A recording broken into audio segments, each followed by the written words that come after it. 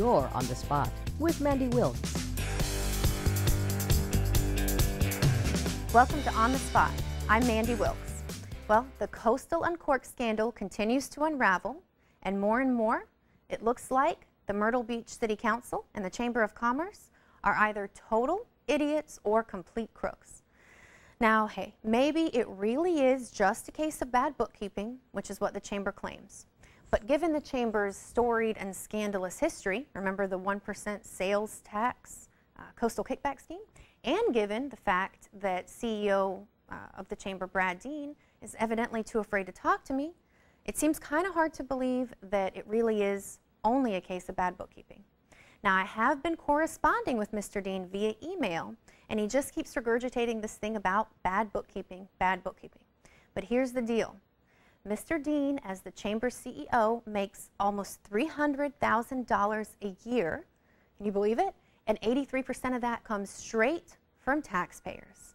Now, you'd think making almost $300,000 a year on taxpayers' backs, Mr. Dean could at least be bothered to answer legitimate questions about what appears to be his organization's illegitimate schemes. Now, what really stings about the whole thing is that everybody involved in this coastal uncork scandal pretends and prides themselves on being really pro-taxpayer and pro-business. Now, what could be more socialist and anti-taxpayer and anti-business than putting taxpayers on the hook for Brad Dean's probably unearned and probably corrupt $300,000 salary? I'm sorry to say this isn't a trend that's isolated to right here on the Grand Strand. The Republican Party, both here at home and everywhere else, has totally lost its way. And when I come back, I'm going to talk a little bit about why Republicans are faking us out and Democrats are actually keeping it real. I'll be right back. Welcome back. Like I said before we went to break, Republicans are faking us out and Democrats are actually keeping it real. What I mean is that Republicans keep paying lip service to, being pro-business and pro-taxpayer.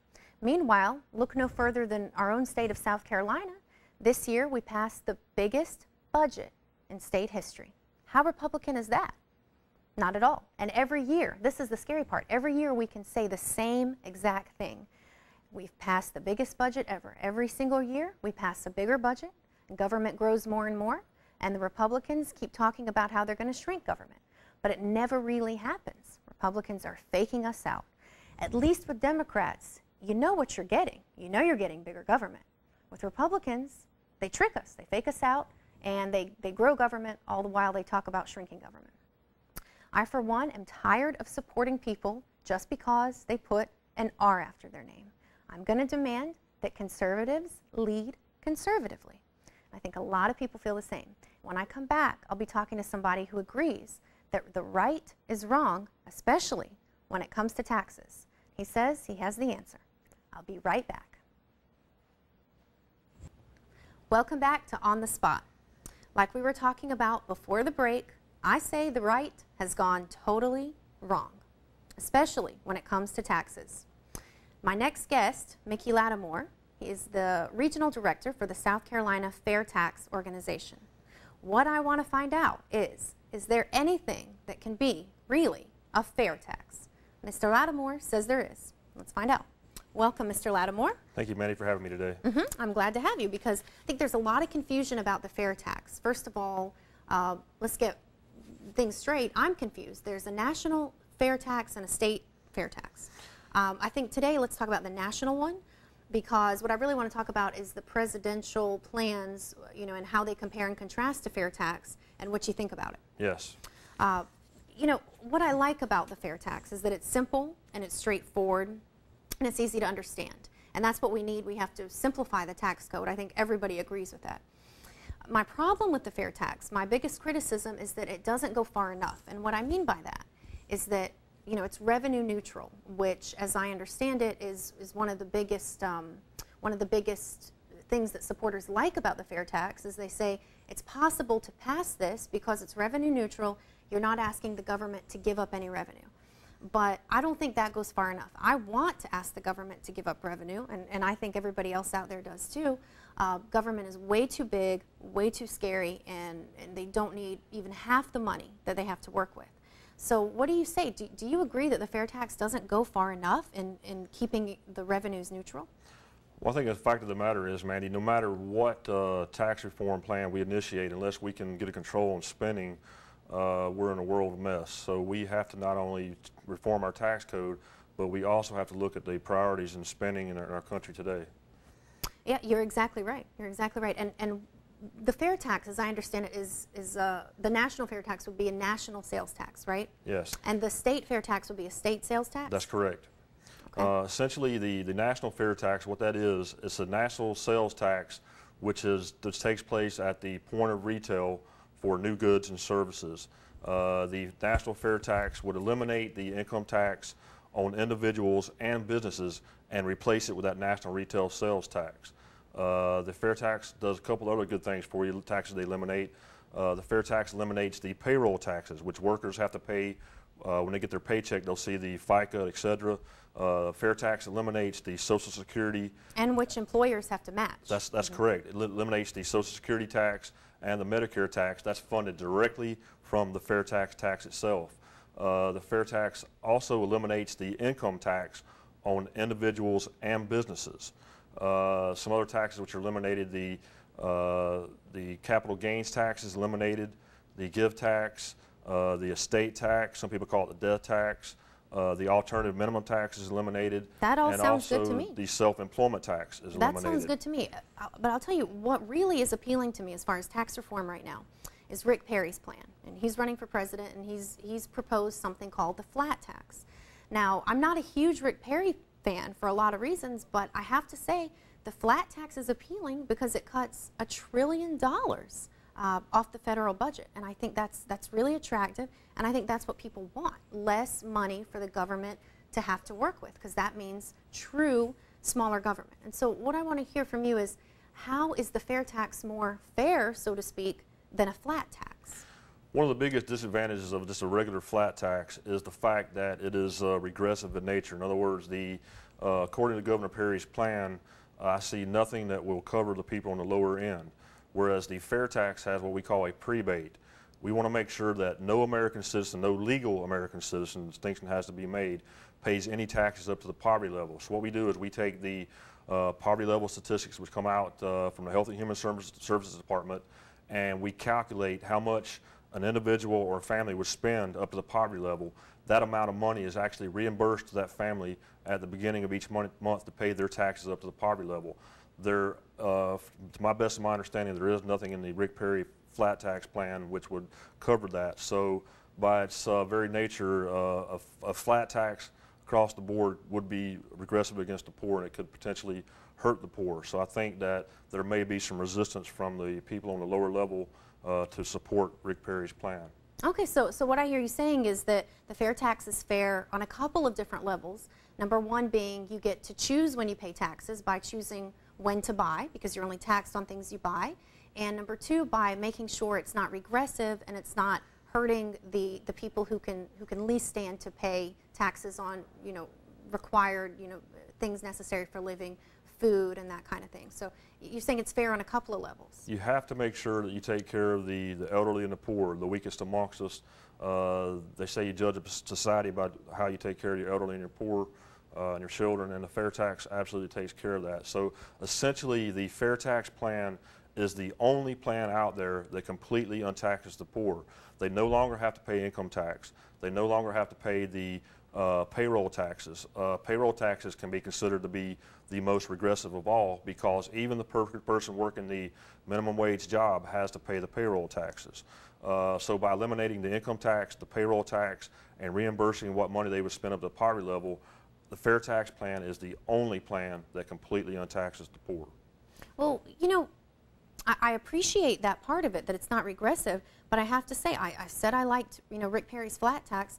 I also see a lot of support for Herman Cain's 999 plan. Now I know everybody jokes about, 999 toppings and pizza and everything else, but I think there's some real support for it.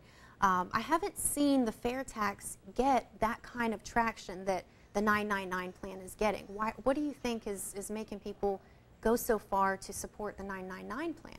Well, the fact of the matter is that I really personally consider the 999 plan to be fair tax light. Herman Cain himself has said that the 999 plan is simply a stepping stone to implementing the fair tax. Herman Cain's ultimate goal still is to implement the fair tax.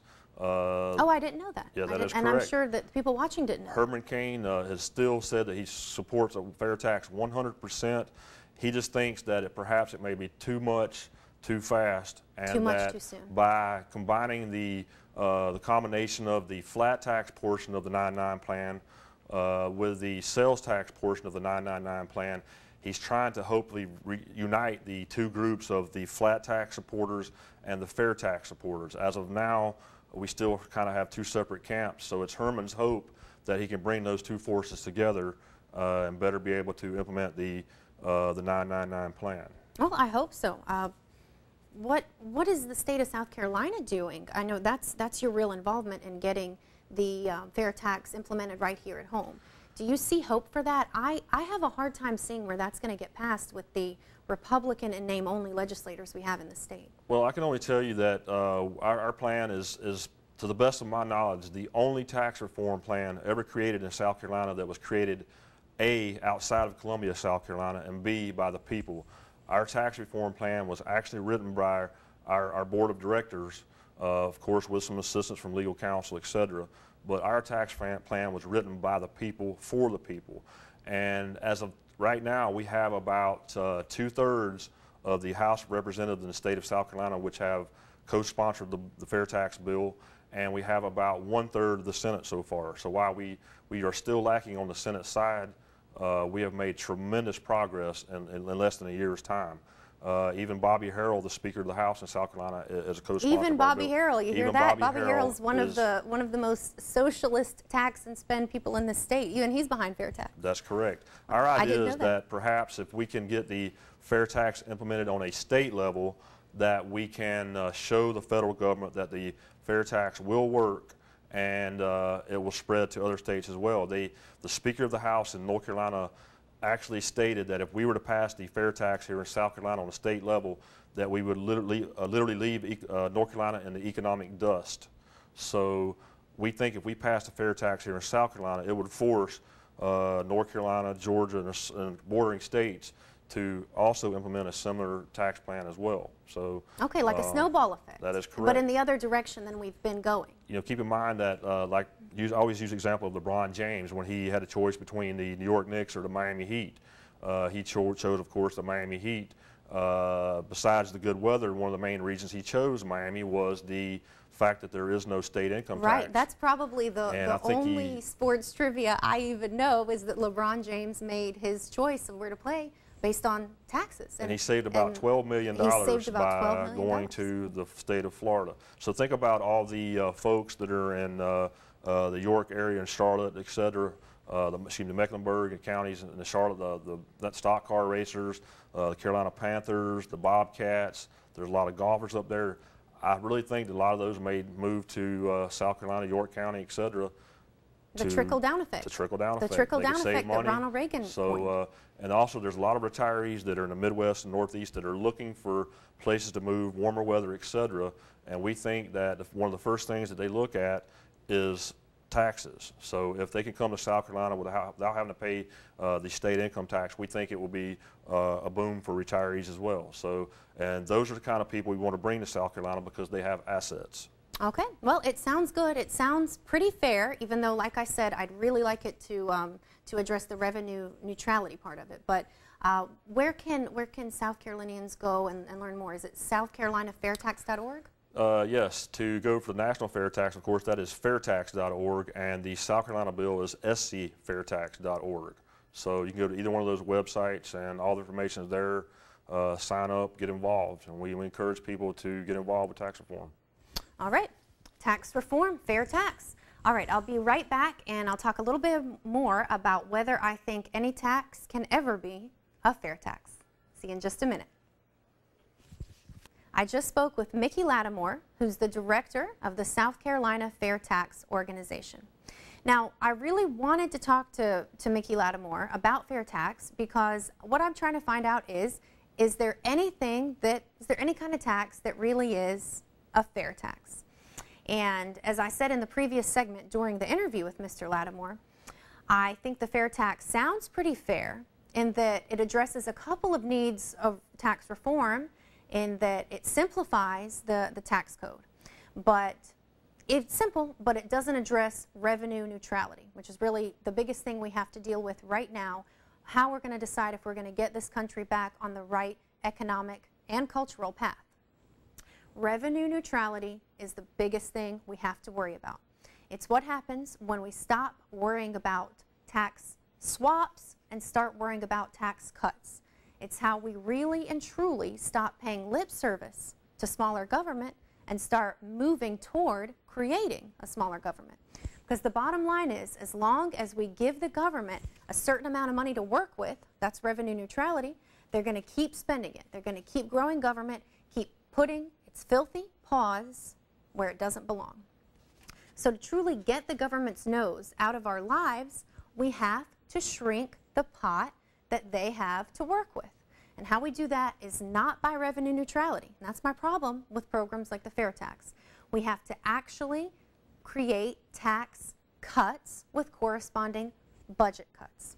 Now, what I would like to see put in place, rather than a fair tax or a flat tax or Herman Cain's 999 plan, is something I like to call the if tax.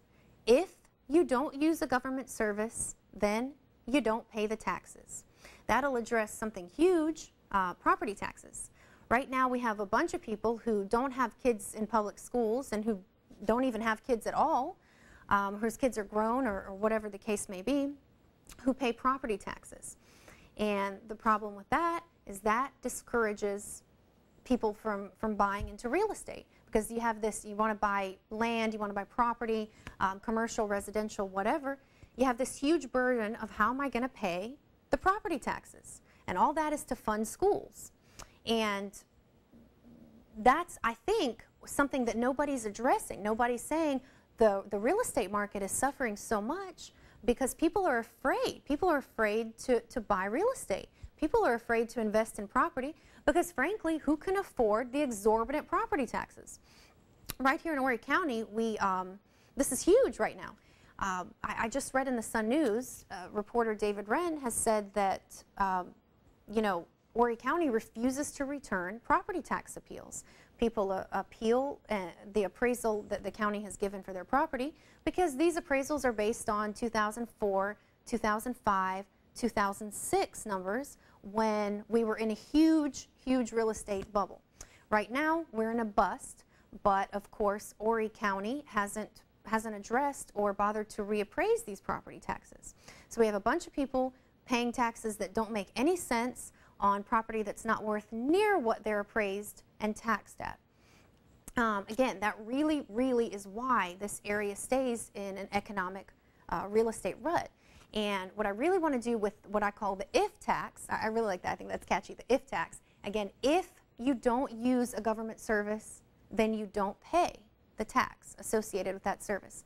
That's really strong with regard to the property tax, because if you don't have kids in public schools, if you don't have kids that you're sending to the public school system, you don't pay that part of the property tax. You only pay property tax under the tax plan I would like to see put into place unless you're actually using whatever services is associated with that tax. Now, this is where I come into a lot of controversy with the Tea Party, especially in this area. You know, I published my book, Crashing the Club, which is a whistleblowing account of, you know, my run-ins with the South Carolina political elite. Part of that book, and part of the reason I had these run-ins with the political elite here in South Carolina, is because the legislators here are really, really resistant to, and on the Tea Party leaders, everybody, the Republican leaders, really resistant to actual tax reform. Everybody just says tax cuts, but what they really mean is tax swaps. They just swap one tax out for the other, call that a tax cut, but it keeps the government with the same amount of money to spend, and that keeps the government growing rather than shrinking, which is what we really need. So that's why I'm supporting something I've called the if tax. If you use a government service, then you pay the tax associated with that service. And if you don't use it, then you don't pay that tax. I'll be right back and talk a little bit more. I'm kind of dedicating the show to talking about where the right has gone wrong in this state and everywhere else. I'll be back, talk a little bit more about where the right has gone wrong. Be right back. Welcome back to On the Spot. I'm Mandy Wilkes. And continuing with this week's theme of me kind of breaking down where the right has gone wrong and where actually the Democrats are keeping it real while the Republicans are faking us out, I want to talk a little bit about another place where Republicans are going wrong with regard to the economy.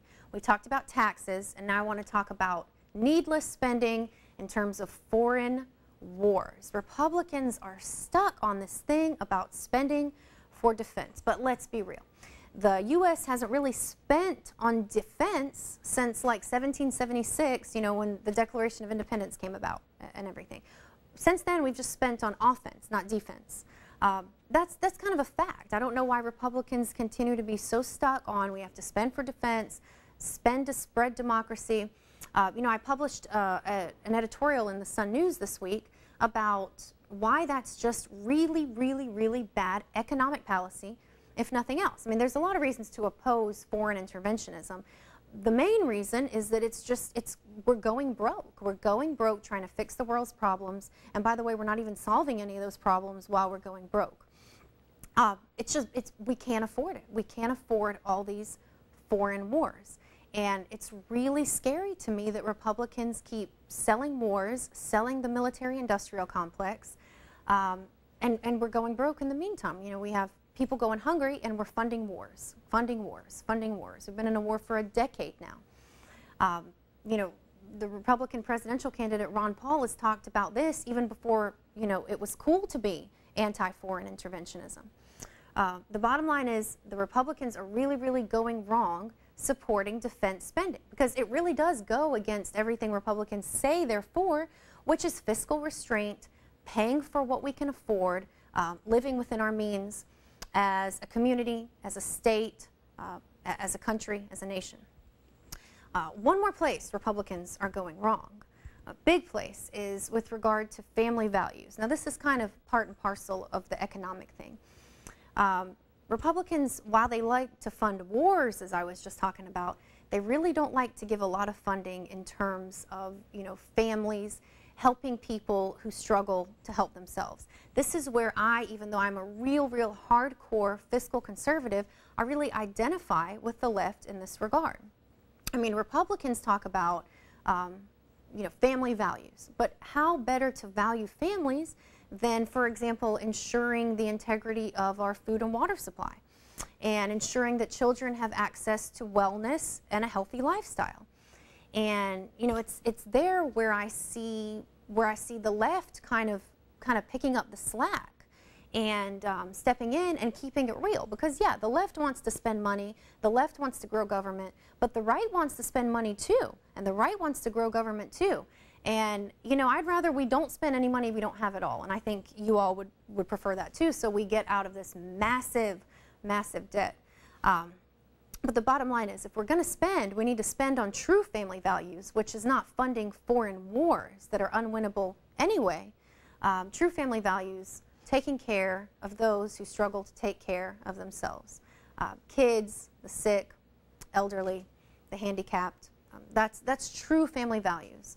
And I don't see the Republicans stepping up to the plate because they're frankly too busy funding foreign wars that are unwinnable and we can't afford.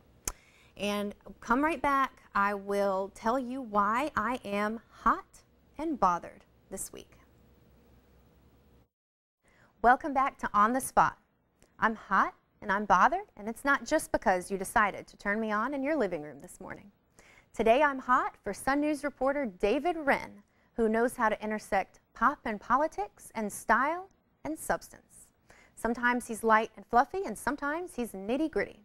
But he's always a true journalist, whether he's delving into the dizzying case of Harry Pavlak's bankruptcy, covering the crazy saga that is MyrtleBeach.com, or covering and busting the crazy Chamber of Commerce rascals, he really is always a true journalist, and that's pretty rare these days. Mr. Wren, you're never dry, you're never boring. You're a real reporter, and that's why I'm hot for you this week. David Wren really is the Sun News' best and sometimes only asset. And that brings me to what's bothering me this week. With the exception of David Wren, pretty much the rest of the Sun News editorial board has me bothered this week. Why? Well, last week, before the elections, the Sun News editorial board published not one, but 2 articles urging voters to return incumbents on both the North Myrtle Beach City Council and the Myrtle Beach City Council. Now, I don't know if the Sun News editors are crazy, out of their minds, or what, but come on, it's 2011. Most people at least pretend to be anti-incumbent. Now, especially the Myrtle Beach City Council in particular could have benefited from some fresh blood. And I, for one, expect the Sun News to at least consider outside candidates rather than just blindly sticking with the same old failed status quo. So come on, Sun News editors, get with it. Incumbency isn't cool, and your readers deserve real journalism. And as far as I can tell, the last time Sun News editors delivered real journalism was when they made the decision to hire David Wren. And that's why this week I'm hot for Sun News reporter David Wren and bothered by the rest of the Sun News editorial board. All right, that's it for this week's show. Next Sunday, same time, same place. Keep turning me on, and I'll keep turning you on. Till then, find me at mandywilks.com, where you can send me your news tips, stories, and anything you want to hear about. I'm Mandy Wilks, and you can find me at mandywilks.com. See you next week.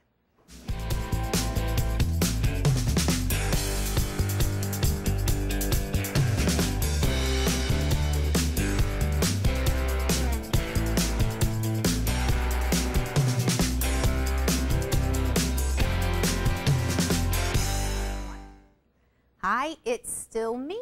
You thought you got rid of me? Not quite. A couple things I didn't get a chance to talk about during the show that I want to remind you guys about. I really want you guys to visit my website, mandywilks.com, and tell me what you think I should be talking about. The only way I know really what's going on out there, everything that's going out there, is because you guys email me and give me these hot news tips that I've been following. Keep doing that, mandywilks.com. I really want to involve the community in this, do something different. I wrote this book, Crashing the Club. You guys have to read it. It's really fun. And I really do feel that way. I feel like we're kind of all crashing the good old boy club of the political elite here in South Carolina, here in the Grand Strand. That's why I knock the Chamber rascals so much. And here in the Grand Strand, here in South Carolina, and everywhere else. I really want you guys to kind of be part of this movement, which is really, taking back the government. Log in to mandywilks.com. Tell me what you think. Send me your tips. Send me your news stories. Send me your feedback.